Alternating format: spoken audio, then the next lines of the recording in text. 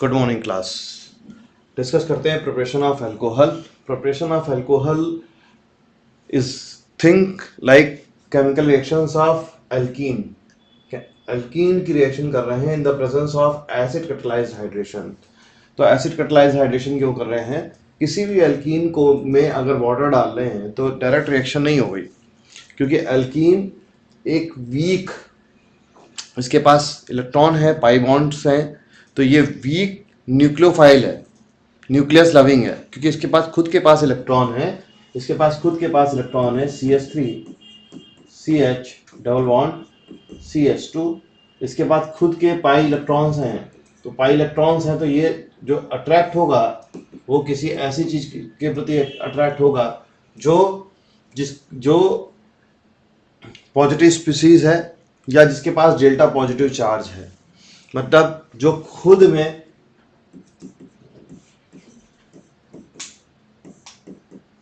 Electron loving है, जो खुद से इलेक्ट्रॉन लविंग है। ये अपनी ओर इलेक्ट्रॉन खींच रहा है, इसके पास डेल्टा प्लस चार्ज है,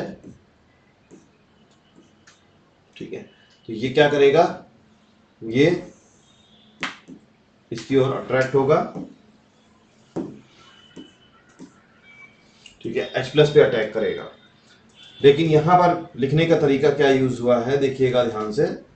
क्या किया इन्होंने, वाटर लिया है, H+ लिया है और एल्कीन लिया है। तो क्या होगा, हम सबसे पहले क्या करेंगे, वाटर ले रहे हैं उसको एसिडिफाई करे ले रहे हैं, HCl डाल दिया या H2SO4 डाल दिया। बेटर होगा कि हम H2SO4 डाल रहे हैं, क्योंकि H2SO4 जो है H+ और HSO4- में ब्रेक होगा, और जो HSO4- में ब्रेक होगा तो ये वीक न्यूक्लियोफाइल है, न्यूक्लियस लविंग है, क्योंकि इसके पास निगेटिव चार्ज जो है वो रेजोनेंस में पार्टिसिपेट कर रहा है सेल दूसरे ऑक्सीजन के साथ, तो इसलिए ये वीक है, खुद अटैक करने के मामले में ये वीक है। HCl में H+ होगा और Cl- होगा। Cl- एक कंपैरेटिवली स्ट्रॉन्ग न्यूक्लियोफाइल है, ठीक है, न्यूक्लियस लविंग है, ठीक है, साइज की वजह से, अपने निगेटिव चार्ज के स्टेबलाइजेशन की वजह से, तो ये कंपैरेटिवली वीक है, इसलिए ये बेहतर एसिड है जो कि इस रिएक्शन में यूज किया, इन रिएक्शंस में यूज किया जाता है। वाटर पे डायरेक्ट एल्कीन अटैक करके देखते हैं, CH2 CH3 single bond CH double bond CH2 plus water. Water के पास सफिशिएंट डेल्टा प्लस चार्ज नहीं है, रिएक्शन उतना अच्छे से प्रोसीड नहीं करेगी। बहुत माइनर क्वांटिटी में अगर प्रोसीड कर भी रही है, जो जिसका सिग्निफिकेंस नहीं है, तो उसको इनिशिएट कैसे करें। यहाँ से इस तरह से इसके पास पॉजिटिव चार्ज आए, ये H+ और OH- के फॉर्म में टूटे, तो आप जानते हैं इक्विलिब्रियम में पढ़ा है कि ये 10⁻⁷ कंसंट्रेशन होता है, इसका 10⁻⁷ कंसंट्रेशन होता है, बाकी का वाटर ये है, तो इस पे जो अटैक करने के लिए ये कंसंट्रेशन बहुत वीक है। इस कंसंट्रेशन को स्ट्रॉन्ग बनाने के लिए इसको किससे रिएक्शन कराई हमने, H+ से रिएक्शन कराई और H3O, ठीक है, और ये ज्यादा डेल्टा प्लस चार्ज बनाया, जिसपे अटैक करने की टेंडेंसी ये बढ़ा दी हमने, है ना। CH3 CH double bond CH2 की ये अटैक करने की टेंडेंसी कंपैरेटिवली बढ़ गई, तो इसलिए ये एसिड की प्रेजेंस में हम करते हैं रिएक्शन, ठीक है। तो यहाँ पे लिखा है bye acid catalysed hydration, acid के से कैटालाइज्ड किया है हाइड्रेशन, ठीक है।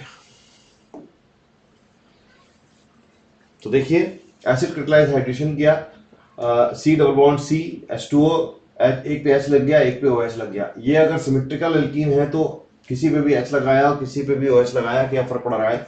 जैसे CH2 double bond CH2 plus H2O, ठीक है, in the presence of H+, तो हमने किसी पे भी लगा दिया, CH3 CH2 OH, ठीक है, प्लस बाई प्रोडक्ट जो भी बन रहा है। तो हमने क्या किया यहाँ पे, क्योंकि एडिशन दिखाया है, H2O का ही अटैक दिखाया है, प्लस करके हम H प्लस निकल जाएगा, एक्सेट्रा एक्सेट्रा मैंने बाई प्रोडक्ट के रूप में दिखाया। यहाँ पे सिमेट्रिकल थी एल्कीन तो कुछ भी बन गया। इसी तरह से CH3 CH double bond CH CH2 CH3 plus H2O। तो चाहे हम इस कार्बन पे जोड़े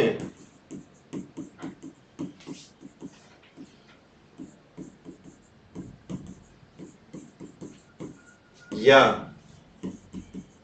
CH3 CH H CH OH CH3, चाहे इस कार्बन पे जोड़े, चाहे 1 2 3 4, ठीक है, चाहे नंबरिंग ऐसे करें, चाहे आईयूपीएसी नंबरिंग चाहे ऐसे करें 1 2 3 4, दोनों ही सेम है। सेकंड पे OH ग्रुप आ रहा है।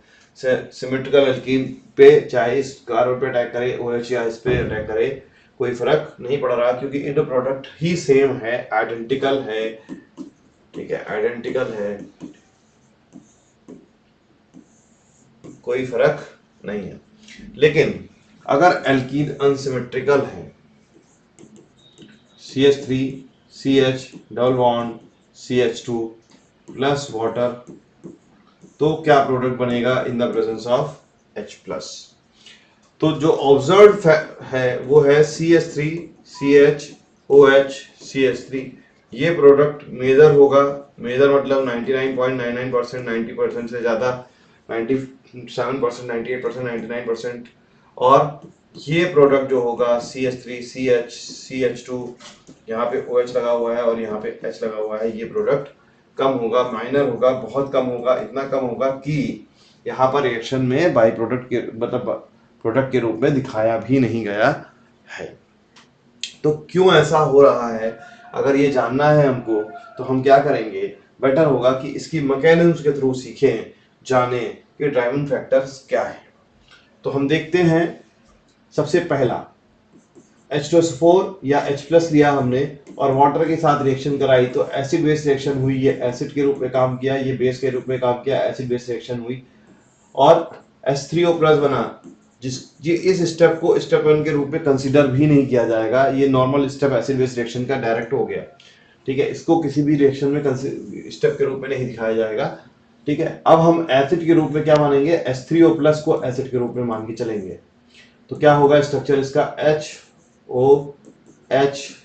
H प्लस चार्ज ऑक्सीजन के पास, ऑक्सीजन के पास पहले 2 लोन पेयर थे, अब 1 लोन पेयर है, ठीक। ऑक्सीजन ज्यादा इलेक्ट्रोनेगेटिव है नॉर्मल ऑक्सीजन से, वाटर में का जो ऑक्सीजन होता है उससे कंपैरेटिवली ज्यादा इलेक्ट्रोनेगेटिव है, ऑक्सीजन के ऊपर प्लस चार्ज है, तो यहाँ पर ज्यादा डेल्टा प्लस चार्ज दे रहा है, जितना डेल्टा प्लस यहाँ पे पहले से था उससे ज्यादा डेल्टा प्लस चार्ज यहाँ पर आ रहा है। उसको हमने जबरदस्ती डेल्टा डेल्टा प्लस दिखाया है, लेकिन हम डेल्टा प्लस ही दिखाते हैं क्वांटिटी के फॉर्म में, क्योंकि डेल्टा डेल्टा प्लस तब दिखाते हैं जब दो तरफ से खींच रहा है वो, ठीक है। प्लस इस पे एल्कीन अटैक कर रही है, CH3 CH double bond CH2, ठीक, ये एल्कीन अटैक कर रही है। अब ये एल्कीन के पास क्या है, ये पाई इलेक्ट्रॉन्स हैं जो कहां पर है, p ऑर्बिटल में है, ठीक है, इसका भी p ऑर्बिटल में है और इसके भी p ऑर्बिटल में है। किस प्रकार से होते हैं ये, ठीक है, ये इंटरन्यूक्लियर एक्सिस है, इसके ऊपर p ऑर्बिटल है, ये एक दूसरे से ओवरलैप कर रहे हैं,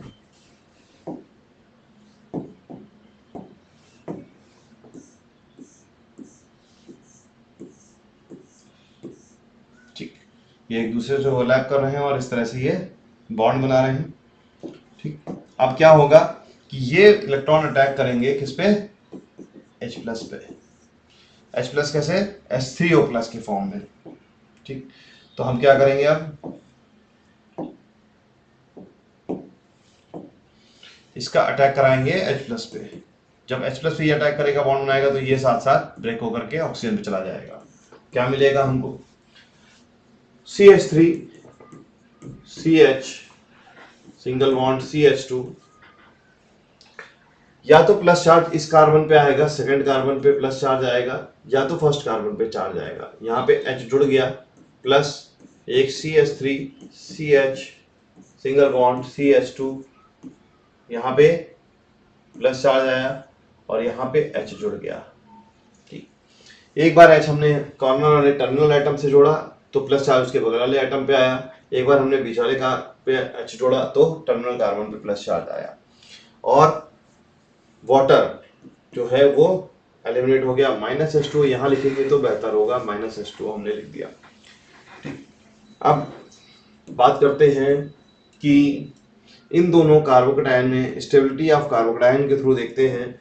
यहाँ पर stability of carbocation inductive effect की वजह से यहाँ पर आ रहा है, प्लस आई इफेक्ट 2CH3 का लग रहा है, plus I effect multiplied by 2CH3।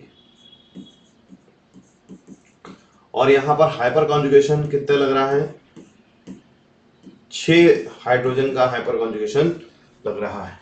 जबकि यहाँ पर प्लस आई इफेक्ट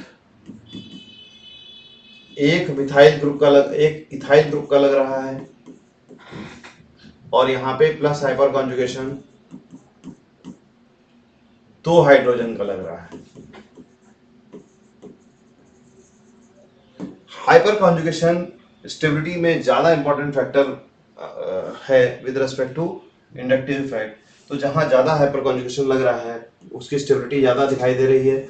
हमने यहाँ पर स्टेबिलिटी, जब हाइपर कॉन्जुगेटिव स्ट्रक्चर बराबर होंगे तब हम इंडक्टिव इफेक्ट देखेंगे ज्यादा कहाँ पे लगा हुआ है। तो यहाँ पे ज्यादा स्टेबल कौन सा है, सेकेंडरी कार्बोकैटायन है। ये पहले भी पढ़ चुके हैं, secondary carbocation is more stable than primary due to more number of hyper conjugative structure primary carbocation. तो जो ड्राइविंग फैक्टर होगा वो क्या होगा, वो स्टेबिलिटी ऑफ कार्बोकैटायन होगा, स्टेबिलिटी ऑफ इंटरमीडिएट होगा। Activation energy stability of intermediate होने की वजह से लो हो जाएगी। एक ग्राफ ऐसा आया ज्यादा स्टेबल है और एक ग्राफ लेस स्टेबल की वजह से ऐसा आएगा। तो ज्यादा स्टेबल से रिएक्शन इस दिशा में प्रोसीड करना ज्यादा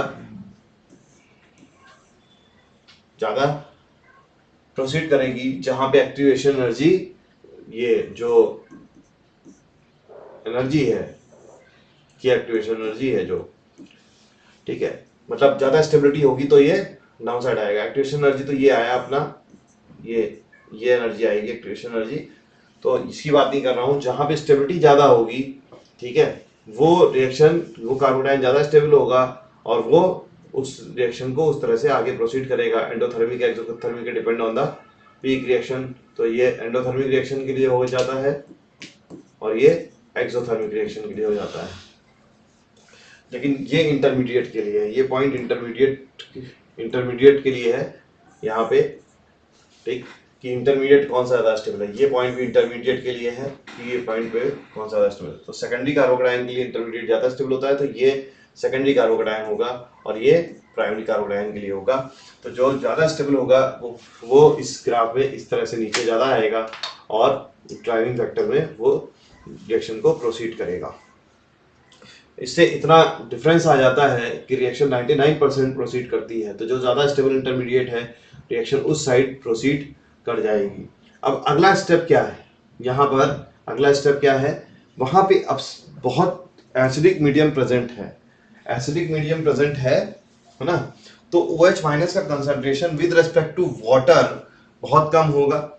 H प्लस का कंसंट्रेशन हमने बढ़ा दिया है, OH माइनस का कंसंट्रेशन बहुत कम है, तो वाटर का मॉलिक्यूल इस प्लस चार्ज पे अटैक करेगा। हम OH माइनस का अटैक करके डायरेक्ट प्रोडक्ट दिखा सकते हैं, तो आसानी से आपको समझ में आ जाएगा, लेकिन तरीका सही नहीं होगा। हम एक बार H2O का अटैक करा के दिखाते हैं, फिर डायरेक्ट सोचने का तरीका बताते हैं, क्योंकि डायरेक्ट सोचने का तरीका भी आना ही चाहिए। ये यहाँ पर आ जाएगा, तो CH3 CHO H H और CH3, ये स्टेप आ गया, ठीक है। सेकंड स्टेप ये आ गया। स्टेप टू में यहाँ पे ऑक्सीजन पे प्लस चार्ज है, प्लस ऑक्सीजन के पास एक लोन पेयर है। ऑक्सीजन के 3 बॉन्ड बना रहा है, ऑक्सीजन कभी 4 बॉन्ड नहीं बना सकता, ऑक्सीजन मैक्सिमम 3 बॉन्ड बना सकता है। ठीक है, अब ये क्या करेगा, ये इलेक्ट्रॉन इधर खींच रहा है अपनी ओर, ये इलेक्ट्रॉन इधर खींच रहा है, अब ये इलेक्ट्रॉन इधर खींच रहा है। अब ये चाहे तो ये बॉन्ड भी तो ब्रेक कर सकता है, तो ये रिएक्शन क्या हो जाएगी, रिवर्सिबल रिएक्शन हो जाएगी। और ये रिएक्शन चाहे तो ये फ्रंट पे H प्लस के रूप में ब्रेक हुआ और ये इस तरह से CH3 CH OH और CH3 ये एंड प्रोडक्ट बन गया। सेम रिएक्शन, सेम एक्सप्लेनेशन इस केस में भी आएगा कि OH2 यहाँ पे अटैक करेगा, तो इसी तरह से वर्किंग करवा करके कर सकते हैं। अननेसेसरी हम इसको लेंथी नहीं कर रहे हैं, इन शॉर्ट यहाँ पर विड्रॉ कर ही ले रहे। तो ये क्या था, यहाँ पर ये थर्ड स्टेप दिखाया डीप्रोटोनेशन का। यहाँ पे सिर्फ हमने जो इंटरमीडिएट बना हुआ है उससे डीप्रोटोनेशन का स्टेप दिखाया है। पहला स्टेप ये दिखाया था प्रोटोनेशन का, यहाँ पे क्या हुआ था, प्रोटोनेशन, ठीक है। एंड प्रोटोनेशन के साथ साथ यहाँ पर हमने वाटर के मॉलिक्यूल को निकाल करके एलिमिनेशन करके पहले स्टेप में प्रोटोनेशन किया और सेकेंड स्टेप में एलिमिनेशन किया। हमारा फोकस यहाँ पर क्या था कि हम इंटरमीडिएट की स्टेबिलिटी को एक्सप्लेन करें। तो सेकेंडरी कार्बोडाइन बना वो ज़्यादा स्टेबल था, प्राइमरी कार्बोडाइन कम स्टेबल था, इसलिए सेकेंडरी पे जाकर के OH लगा हुआ दिखाई दे रहा है। यहाँ पर क्या हुआ कि यहाँ पर हम क्या लेके चलेंगे, क्योंकि कार्बोडाइन बना है, ठीक है, देखिए कार्बोडाइन बना है, और जब भी कार्बोडाइन बनेगा तो ये रीअरेंजमेंट होगा, रीअरेंजमेंट का पार्ट होगा। तो हम आपको एक वीडियो ये भी दे रहे हैं जिसमें ये कवर करते हैं कि रीअरेंजमेंट ऑफ कार्बोडाइन का पूरा एक पार्ट ही कवर किया गया है, जो आपको इस वीडियो के सपोर्ट में देखना होगा। क्योंकि जब भी ये चीज होगी, जब भी अल्कीन होगी, अनसिमेट्रिकल होगी, तो कार्बोडाइन का रीअरेंजमेंट दिया जा सकता है। फॉर एग्जाम्पल कि अभी तक हमने क्या किया, CH3 CH CH2, ठीक है, CH2 और यहाँ डबल बॉन्ड लगाया, ठीक है, और यहाँ पर हमने CH3 CH in the presence of water, in the presence of acid हमने CH और यहाँ पर OH लगा करके यहाँ पर CH2 के साथ H लगा दिया, ये मेजर प्रोडक्ट बन गया, ठीक है, डायरेक्ट, ठीक है। बट क्वेश्चन बोर्ड में तब डिफिकल्ट हो जाता है जब CH3 CH3 CH double bond CH2, ठीक है। अब हम रिएक्शन करा रहे हैं वाटर के साथ in the presence of H plus, तो क्या बनेगा, क्या ये प्रोडक्ट ऐसा बनेगा,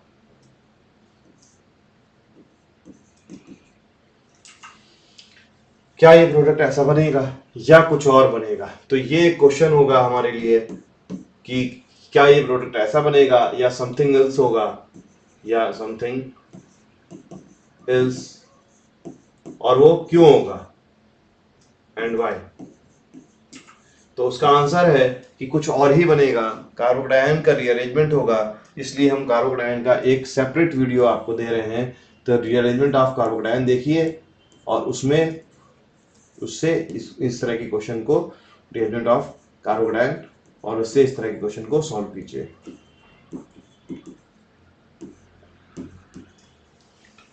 ठीक है, अब बिना रीअरेंजमेंट के आप देखना चाहते हैं तो नेक्स्ट स्लाइड में हम बाय हाइड्रोबोरेशन ऑक्सीडेशन कराते हैं, आपको इसको एक्सप्लेन करते हैं, इसको किस तरह से डील करेंगे। ये anti Markovnikov, opposite to the Markovnikov rule चलता है, जिसे हम एंटी मार्कोनी ऑफ भी कह देते हैं। तो ये मार्कोनी ऑफ मतलब स्टेबिलिटी ऑफ कार्बोडाइन के थ्रू, ये opposite of Markovnikov of rule मतलब किस इंटरमीडिएट के थ्रू होगा, ये एक्सप्लेन करेंगे नेक्स्ट वीडियो में। तो आप नेक्स्ट वीडियो के लिए प्रोसीड करेंगे। अगर कोई डाउट है तो आप बताएं, जिससे कि हम बेहतर आपके लिए एक्सप्लेनेशन दे सकें। Thank you.